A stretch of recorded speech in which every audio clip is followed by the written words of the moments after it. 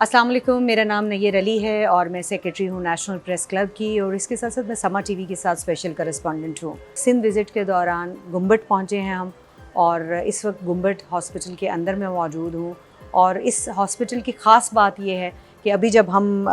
यहाँ के जो डायरेक्टर हैं डॉक्टर रहीम बख्श भट्टी साहब, उनसे जब हम मिले और हमने इस हॉस्पिटल की तमाम डिटेल्स जानी और इसका विज़िट किया पूरा मुख्तलिफ़ फैसिलिटीज़ का, तो देखकर जो है वो अकल दंग रह जाती है कि पाकिस्तान में एक ऐसी फैसिलिटी भी है जो 100% फ्री ऑफ कॉस्ट ना सिर्फ ये कि मरीज़ों को सिंध के मरीज़ों को जो है वो लुक आफ्टर कर रही है, बल्कि उसके साथ साथ पूरे पाकिस्तान से, चाहे कोई पंजाब से आ रहा है, चाहे कोई गिलगित बल्तिस्तान से आ रहा है, चाहे वो कोई कश्मीर से आ रहा है, केपी से आ रहा है, बलूचिस्तान से आ रहा है, तमाम